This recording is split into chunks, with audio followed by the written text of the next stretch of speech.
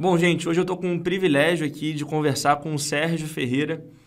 O Sérgio ele foi presidente de várias multinacionais, como por exemplo a Michelin, a Chrysler e dentre outras. Então, assim, acho que é uma honra para mim e para vocês terem a oportunidade de aprender um pouco com o Sérgio. Então, em primeiro lugar, obrigado, Sérgio, por conceder aí esse espaço na tua agenda para conversar comigo. E aí agora eu queria Prazer é o meu. pedir inicialmente para você falar assim, sobre a sua trajetória é, de carreira, assim, desde o momento que você saiu da faculdade, e aí você pode também introduzir aonde que você estudou, até o momento que você chegou lá à posição de presidência. É. Eu estudei, o prazer é todo meu. Eu estudei aqui no Brasil até os 16 anos e fui fazer high school nos Estados Unidos, me formei lá, e já fiquei para a universidade. Eu estudei economia com uma especialização em administração de empresas. Meu primeiro estágio foi na Cargill, nos Estados Unidos, e depois eu fui trabalhar em um banco regional em Minnesota, porque eu tinha como meta na época voltar para o Brasil, ganhar US$ 1 milhão, aposentar com 30 anos de idade. Trabalhando no mercado financeiro ali nos anos de glória do Garantia, daquela turma toda.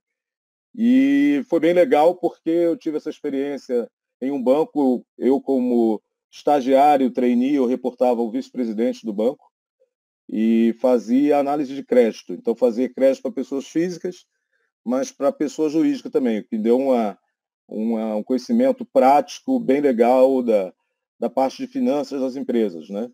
Análise de balanço, fluxo de caixa, etc.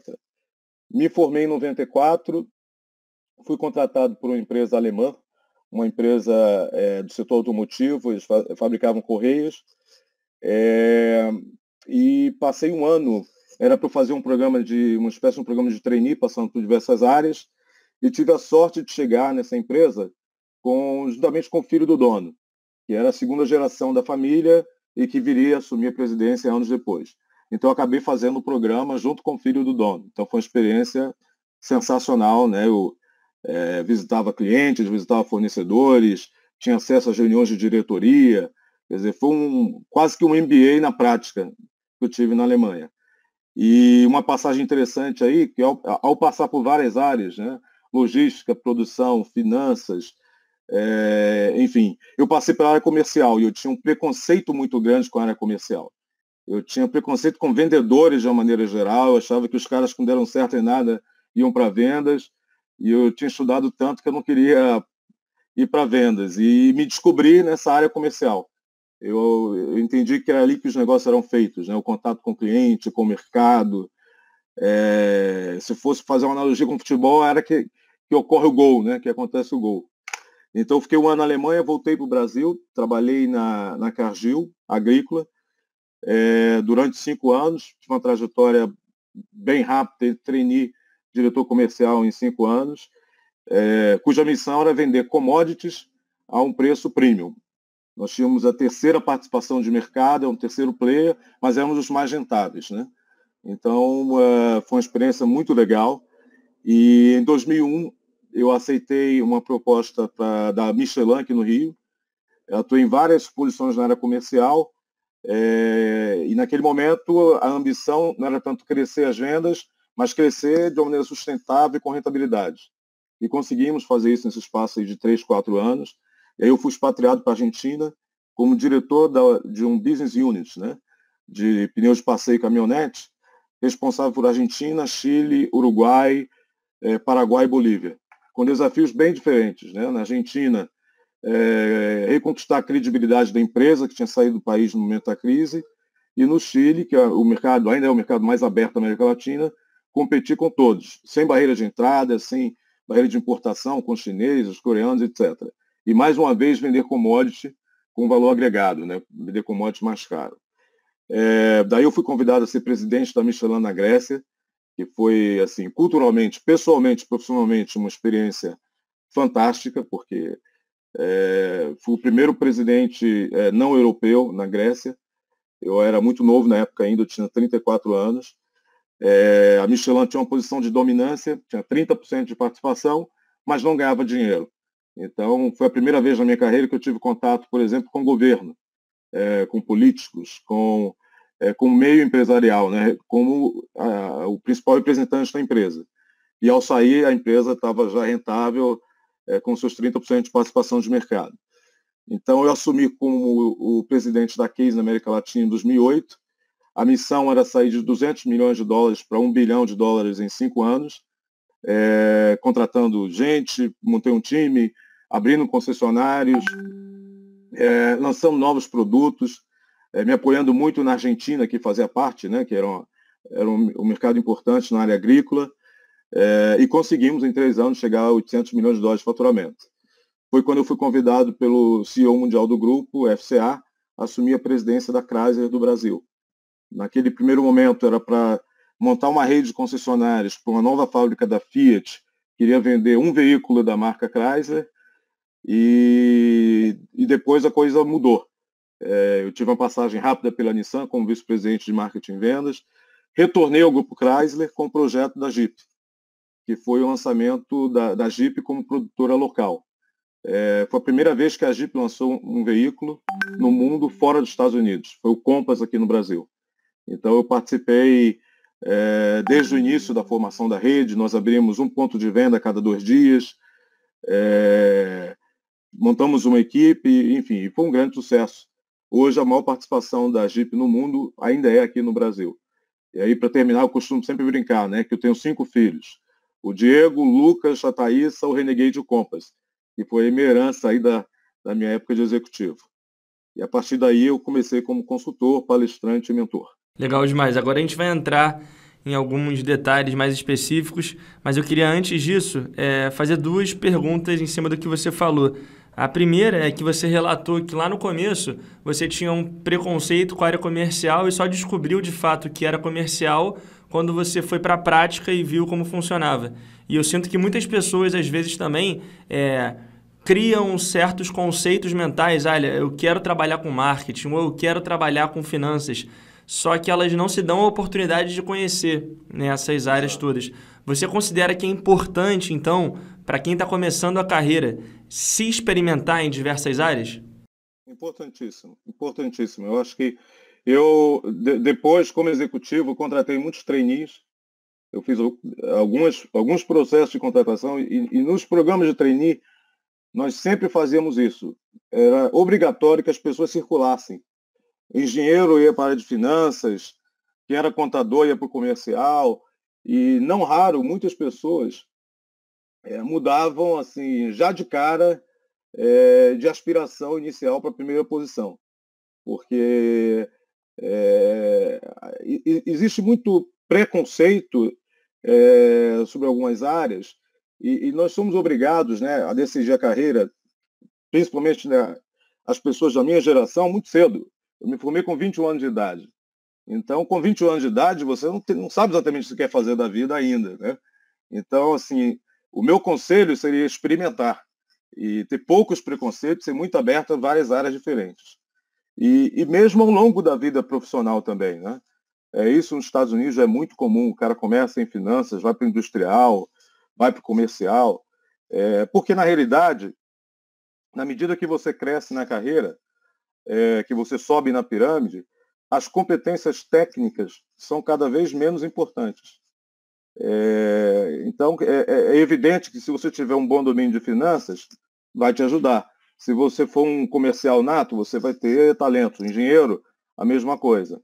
Mas para posições de liderança, de gerência, de diretoria, vice-presidência, presidência, as questões comportamentais e de liderança são muito mais importantes. Então, a parte técnica vai perdendo um pouco de relevância na medida que você sobe. Então, é óbvio que uma boa formação eu recomendo a todos. Quer dizer, eu brinco que eu sou um obcecado por estudo. Eu continuo lendo 1, 2 livros por semana, eu escrevo muito também. Então, acho que você tem que estar sempre se atualizando, que as coisas mudam muito. O que eu aprendi sobre marketing 30 anos atrás, hoje parece uma piada, né? Quer dizer, imagine que eu estudei marketing na época que não existia internet, não existia iPhone, não existia... Então, assim, muitos conceitos mudaram de lá para cá. Mas eu concordo inteiramente com a sua pergunta, comentário, de que quanto mais aberto o profissional for, principalmente no início de carreira, maiores as chances de sucesso. Bacana. E uma outra coisa que me chamou a atenção da sua história foi o fato de ter feito migrações entre empresas ao longo de quase toda a sua carreira. E aí eu Sim. queria entender o seguinte: você vê mais pontos positivos ou mais pontos negativos na pessoa fazer essas migrações também? Porque, por um lado, se ela continuar sempre numa carreira, ela pode potencialmente crescer dentro daquela empresa, mas quando ela faz essas migrações, eu acredito que ela também consegue receber informações e aprendizados que cada empresa em específico pode te dar. Você aconselharia, então, para formular bem a pergunta, a uma pessoa que quer chegar um dia aonde você conseguiu chegar, a presidência de uma multinacional, a trabalhar essas migrações, ou você iria para uma carreira mais linear dentro de uma empresa? Primeiro eu faço o seguinte comentário. Eu acho que é importante saber se quer chegar a essa posição de verdade. As pessoas têm, é óbvio, quando enxergam uma pirâmide, né, numa empresa, olha, eu quero ser o presidente, quero ser o CEO, mas muitas vezes associado à questão salarial, à questão de status e tal. A vida de um CEO é diferente. O nível de comprometimento é diferente. Então, eu acho que são escolhas difíceis de se fazer no início da carreira. Eu comecei a ter uma visão que eu poderia ser presidente um dia quando eu já era um vice-presidente comercial. Então, eu achei, olha, agora sim eu estou chegando perto e aí deu vontade de me aproximar da cadeira ali. Mas, assim, eu diria assim, eu sempre fui muito curioso. Eu acho que a curiosidade é fundamental em qualquer área.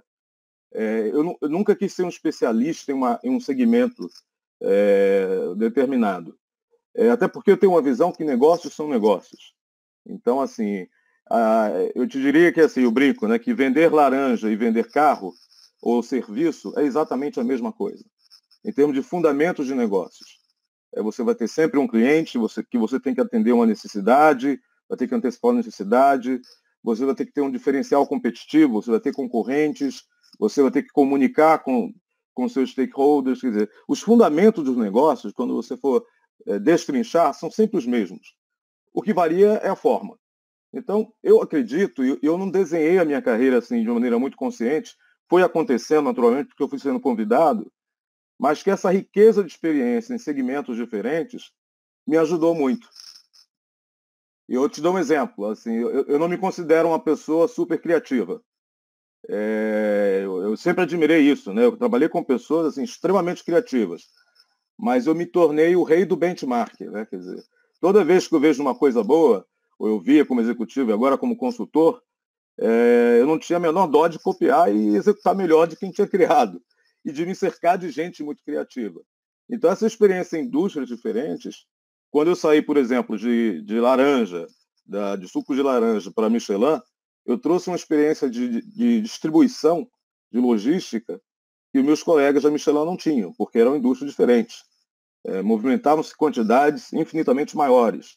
Então, eu acho que nesse aspecto, quanto mais ampla for a sua experiência, melhor.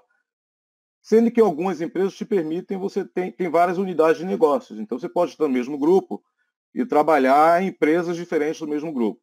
Eu não acho que seja uma condição sine qua non, olha, tem que mudar de setor.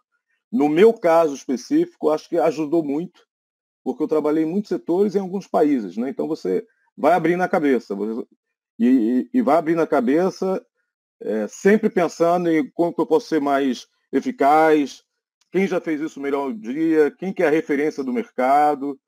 Enfim, essa abertura eu acho que foi, no meu caso, foi muito positiva. Perfeito. Voltando um pouco no tempo agora, a sua formação, você falou então que você estudou um tempo nos Estados Unidos, mas a sua formação tradicional aqui no Brasil foi em quê? Não, eu me formei nos Estados Unidos, Ah, na você chegou a se realidade. formar lá. Eu me formei nos Estados Unidos e aí depois na faculdade de economia e lá eles têm uma especialização em business administration, né, que seria administração de empresas. Entendi. E aí, além da sua formação, a minha pergunta é: se você, ao longo da sua trajetória profissional, buscou especializações ou cursos, ou se Sim, seu sim. aprendizado foi mais no mercado? E se sim, acho que você já até assinou que sim, quais foram esses cursos? Não, eu fiz um MBA na GV em gestão, que foi importante porque, como eu tinha feito toda a minha formação nos Estados Unidos, eu conhecia pouco, por exemplo, da contabilidade brasileira. Então, foi interessante nesse aspecto, mas foi interessante, sobretudo, pelo networking, né? Que na época ainda que eu fiz, foi em 97, 98, haviam poucos cursos de MBA no Brasil. Então, você acabava conhecendo pessoas de setores diferentes, que alguns viraram amigos até hoje. Você acabava aprendendo por estar junto com pessoas de outros setores. E mais recentemente eu me formei como conselheiro, que é uma das atividades que eu exerço hoje, é a participação de conselhos de empresa. Então eu fiz a formação do IBGC, que é o Instituto Brasileiro de Governança Corporativa, e diversos cursos aí específicos em marketing, em finanças ao longo do tempo. Tá. Sobre MBA, eu queria saber a sua opinião sobre o quão necessário é o MBA atualmente para o mercado. Porque conversando com outras pessoas que estão em posições como gerência, diretoria, muitas me falam que certamente o MBA foi um diferencial no currículo para que elas conseguissem passar nas aplicações e entrar em alguns cargos. Você considera atualmente como consultora, com entendimento do mercado, que é uma exigência, é um pré-requisito ou é mais um diferencial? Ajuda a abrir portas. Eu acho que se você tem um MBA por uma faculdade, eu fiz um MBA na GV na época que é o top. Claro que ajuda a abrir portas, mas não te ajuda em absolutamente nada uma vez que você está dentro da selva. Eu acho que as ferramentas você pode aprender no MBA, pode aprender em livros, pode aprender hoje em dia na internet, enfim. Eu diria que ainda é um diferencial em termos de currículo. É bem percebido, principalmente pelas multinacionais, mas não é um fator determinante de evolução na carreira.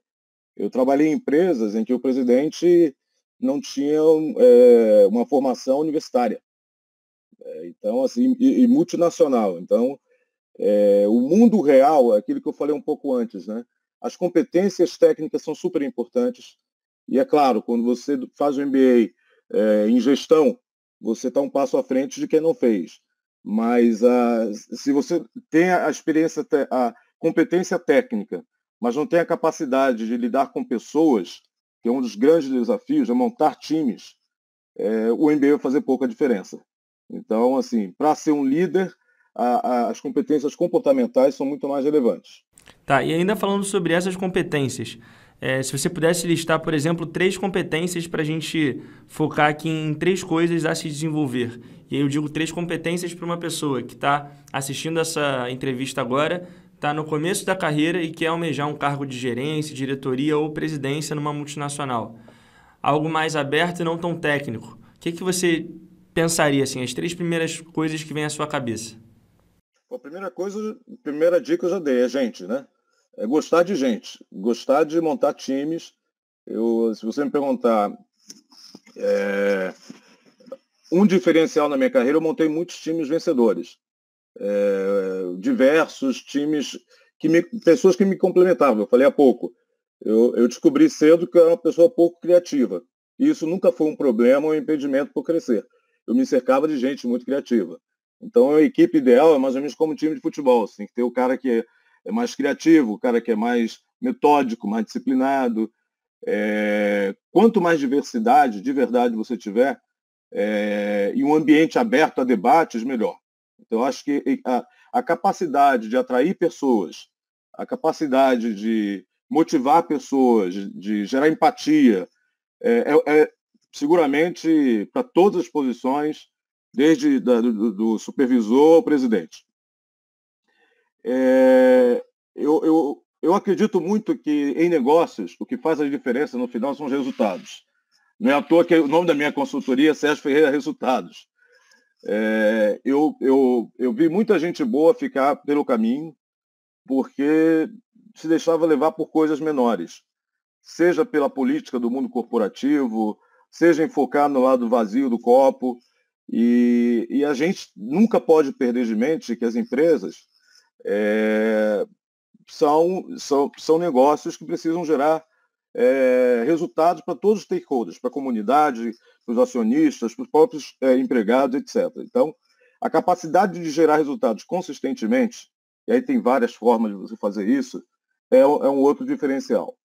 Finalmente, eu diria a dica que eu diria, e eu fazia isso muito em entrevista, trabalhe com aquilo que você gosta. Eu brincava, né? Sempre, o que você gosta de fazer um sábado à noite? Ou um domingo de manhã?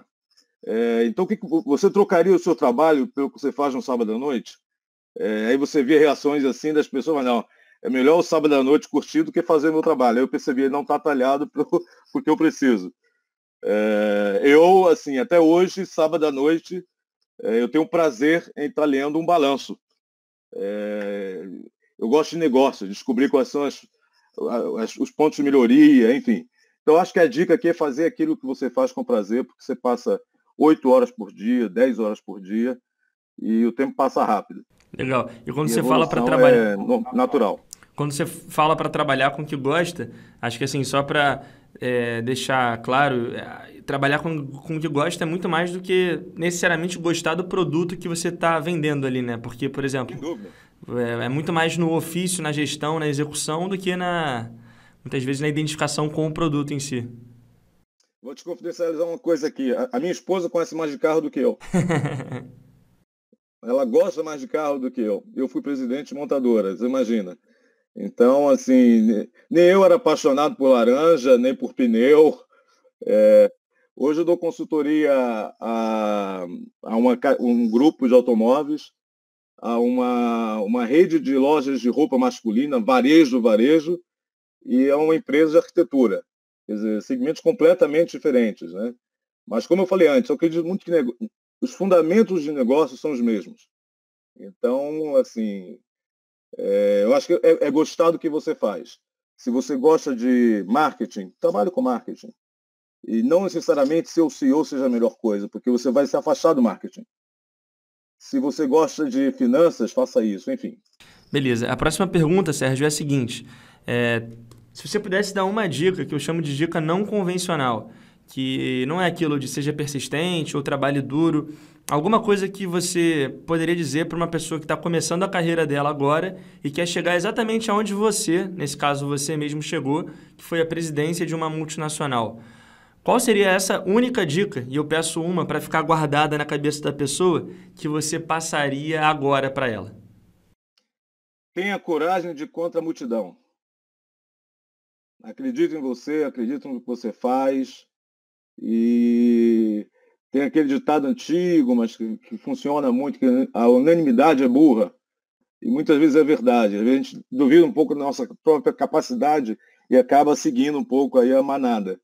Então, se você está convencido que um produto é um sucesso, eu te dou um exemplo do Compass. O segmento do Compass no Brasil não existia.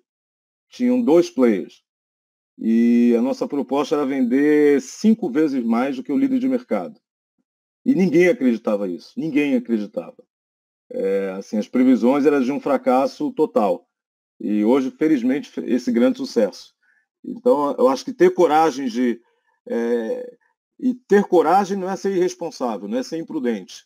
Mas uma vez que você está convencido, você tem os argumentos certos de que tem um mercado para um produto determinado, que a tua estratégia é boa, é bem fundamentada e é muito diferente do teu concorrente, não tenha medo, tenha coragem de ir contra, porque as pessoas se inspiram nos líderes. E o líder tem que ter essa coragem de ir contra o pensamento comum. Legal, legal. Você falou em algum momento aqui anterior na nossa conversa que você ainda até hoje carrega o hábito da leitura e que lê de 1 a 2 títulos por semana.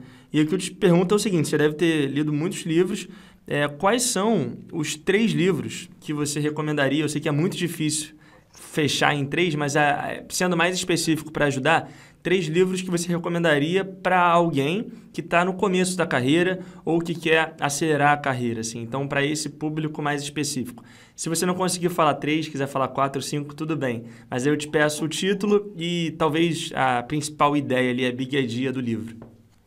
É. Então, eu posso te falar dos 300 principais que eu mais me identifiquei. Não, é difícil falar 3, e eu corro risco de falar 3 e depois pensar em outro que foi tão impactante. Mas eu falo de 3 que foram muito impactantes para mim. Uma mais recente, dos últimos 10 anos, O Poder do Hábito. É impressionante como que nós criamos hábitos, seja na vida pessoal, seja na vida profissional, e os hábitos saudáveis te levam muito longe e os maus hábitos têm um potencial destrutivo enorme. E às vezes você não percebe isso, não se dá conta. E mesmo nas boas organizações, às vezes um colaborador tem um bom hábito e quando você perde aquele colaborador e quando ele muda de função, a empresa não formaliza aquele bom hábito, não repassa aquele bom hábito para outras pessoas e a performance cai. Então, esse livro eu recomendo para todos. Um segundo livro, O que Importa é o Resultado, alguma coisa assim. Foi escrito não por ele, mas é sobre o professor Vicente Falcone, que, na minha visão, ainda é o maior consultor do Brasil de todos os tempos. Ele é um cara que esteve no Japão, trouxe muita coisa boa do Japão. Assim, ele está no board do 3G, do Jorge Paulo Lemann. Enfim, ele tem uma metodologia para abordagem de problemas que eu acho que é muito que se aplica em muitas indústrias e muitos negócios diferentes. E talvez um terceiro livro, o Princípio 80-20, do Richard Koch, que eu gosto muito também, que é aquele velho princípio do Pareto, né? Que 80% da sua receita provavelmente está com 20% dos seus clientes, então, ou dos produtos, enfim. Isso é uma coisa que me ajudou muito a resolver problemas rápido, a tomar decisões rápidas, eliminar desperdícios muito rápido, enfim. Então seriam 3 dicas aí. Não sei, João, se amanhã eu vou lembrar de um quarto que é ainda mais importante, mas aí esses 3 aí são boas dicas, eu daria. Bacana, perfeito. Sérgio, agora a pergunta é a seguinte. Ao longo da sua trajetória, você já trabalhou com diversos times, teve a oportunidade de montar equipes, mas certamente, durante a tua trajetória, já aconteceu de você trabalhar com alguém que te causou uma impressão inicial muito boa. De você, logo na primeira semana, nos primeiros dias de contato, pelo menos pensar, pô, essa pessoa tem futuro, esse daqui é diferenciado. E se isso aconteceu, eu queria pedir um exercício mental teu para voltar lá, né, nesse momento e tentar lembrar mais ou menos o que essa pessoa fez para conseguir, de alguma forma, despertar a tua atenção em pouco tempo. Pergunto isso porque muitas pessoas que estão assistindo talvez queiram conseguir fazer isso também. Eu posso te responder ao contrário? Pode. Uma pessoa que me inspirou muito,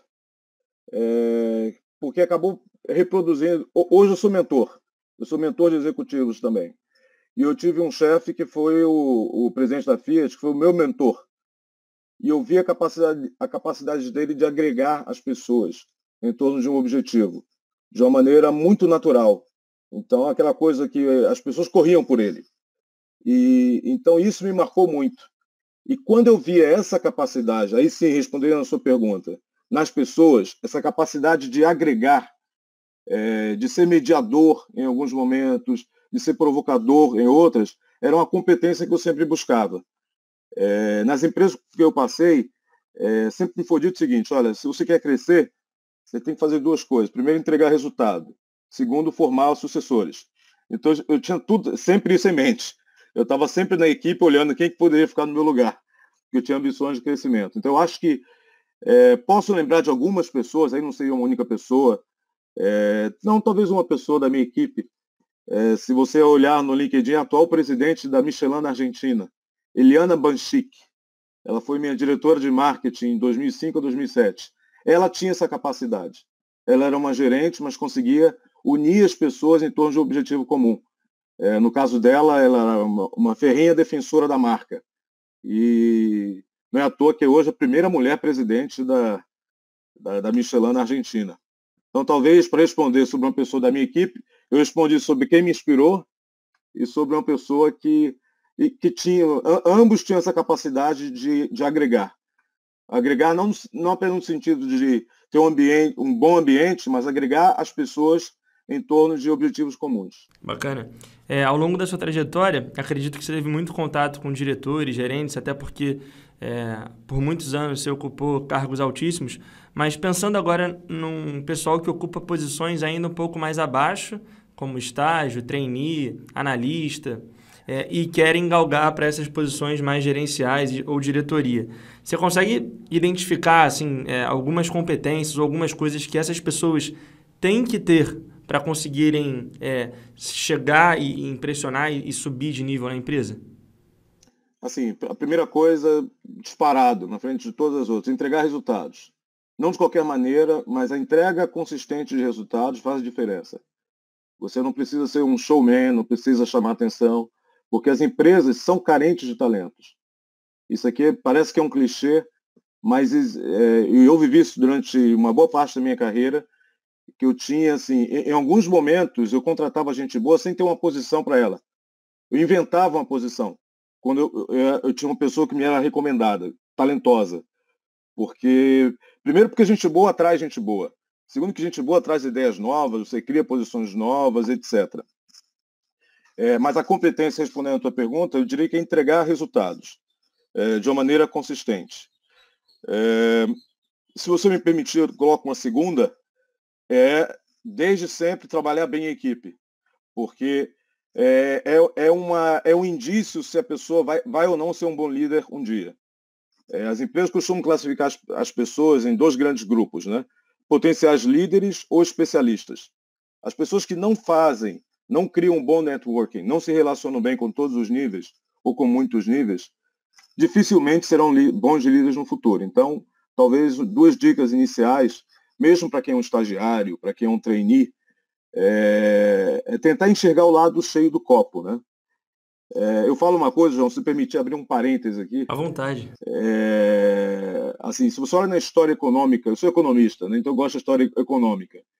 Do Brasil dos últimos 60 anos, tem uma boa notícia e uma má notícia. A boa notícia é que o Brasil, nos últimos 60 anos, cresce a um ritmo de 4% ao ano. Isso é excepcional. Isso quem é mais novo não tem ideia com que era o país 60 anos atrás, 50 anos atrás, e isso porque passamos por vários péssimos governantes, né, em todos os níveis, municipais, governo estadual, enfim. Então o Brasil cresce e ainda tem muito por crescer. Então, quer dizer, a tua geração, a próxima, o Brasil ainda é um país de muitas oportunidades. Agora, tem outra coisa que é interessante também, quando você olha esse mesmo gráfico, a cada 4 ou 5 anos tem uma crise. E isso acontece no Brasil, mas se você olhar o gráfico dos Estados Unidos, acontece também, acontece na Suíça, magnitudes diferentes, né? Então a gente sabe duas coisas. Primeiro, o Brasil vai crescer, legal. Segundo, vai ter crise, que a gente não sabe quando. Então, as boas empresas são as empresas que conseguem surfar na onda do crescimento, ganhar muito dinheiro quando a economia vai bem, mas são flexíveis o bastante para ganhar dinheiro também na crise, nos momentos de crise. Se aproveitarem disso. Levando isso para o profissional, é importante o profissional ter isso em mente. Eu dou consultoria para um grupo de arquitetos que eles têm uma história muito interessante. Eles falam, olha, quando a economia está crescendo, eles fazem muito projetos para negócios. Nós fazemos projetos para ampliar as lojas. Então o empresário está com dinheiro, quer usar os melhores materiais, né, aquela coisa vistosa e tal. Quando tem crise, nós otimizamos o espaço. Nós dividimos a loja em duas. Ou seja, aqui a dica para o profissional é não ficar tentando adivinhar qual vai ser o PIB do próximo ano, ou qual vai ser a taxa do câmbio, ou se vai ter uma crise política. Tanto faz. O bom profissional precisa manter o foco, sabendo que mesmo na crise vai ter sempre ganhadores e perdedores. A questão é escolher estar do lado certo, né? Perfeito, perfeito. Ficou muito claro. Sérgio, eu vou fazer agora a última pergunta dessa série que a gente preparou aqui, que é a seguinte. Se você pudesse voltar no tempo e pudesse conversar com o Sérgio que estava entrando lá no high school nos Estados Unidos. Você teve uma carreira brilhante, você foi presidente de várias empresas, enfim, construiu um legado muito legal. Mas a pergunta é, o Sérgio, se pudesse voltar no tempo e falar com o Sérgio lá novinho, falaria para mudar alguma coisa? Tem alguma coisa que você se daria como dica há alguns anos atrás para conseguir ter uma carreira ainda mais acelerada? Não. Bom, primeiro eu te digo o seguinte, eu dou palestra também, eu tenho uma palestra cujo título é Deu Ruim. em que eu passo 1 hora contando dos maiores erros que eu cometi na minha carreira. E é engraçado porque as pessoas se surpreendem, né? Um executivo falando dos erros que cometeu, mas que sirvam de lições para que as pessoas não cometam, né? Mas talvez o maior conselho que eu desse fosse equilibrar um pouquinho mais a vida pessoal e profissional. Eu acho que tudo tem um custo, né? Quer dizer, chega um ponto que você precisa estar um pouco mais próximo da sua família também, dos seus amigos. A vida passa muito rápido. Então, esse equilíbrio entre a vida profissional e pessoal, que as gerações mais novas têm isso como já mais claro, não era o meu caso. Quando eu me formei, se você quer ser bem-sucedido, você tem que trabalhar 12, 14 horas por dia, sábado, domingo, feriado, senão você é preguiçoso, senão você não merece ser um CEO. E isso é uma grande bobagem. Hoje, a dica para o Sérgio de 21 anos seria: olha, dá para ter uma carreira bacana, dá para fazer o que você gosta, equilibrando um pouco mais as coisas. Perfeito. Sérgio, eu queria de coração agradecer pela sua disponibilidade em conversar comigo. Acho que foi muito agregador para todo mundo que está assistindo. Você tem algum material, algum conteúdo? Acho que sim, mas se você puder passar para o pessoal que está assistindo para poder consumir mais ainda de uma fonte tão legal como é você e do seu conhecimento. Que legal. Obrigado, foi um prazer para mim também. Eu tenho o meu site, www.sergioferreiraresultados.com.br. Eu tenho um blog que eu escrevo semanalmente. Eu conto cases e causos aí da minha experiência. O dessa semana, por exemplo, eu fiz uma entrevista com o Hugo Oyama, que participou de 6 Olimpíadas como tênis de mesa e tem uma história fantástica, né? Que eu faço muito essa correlação entre o esporte de alto desempenho e o executivo de alto desempenho. Então, a dica para contato, ali estão todos no meu site, eu mesmo respondo, não é ninguém que responde por mim, eu faço questão de responder, eu aprendo muito também, porque você interage, né, com pessoas com experiências diferentes ou parecidas, enfim. Então, eu que te agradeço aí a oportunidade, sucesso para vocês. O Diego me fala que estão indo muito bem, ainda mais sucesso, e é esse programa que vocês estão fazendo aí, que é bem legal. Obrigado, Sérgio. Um grande abraço.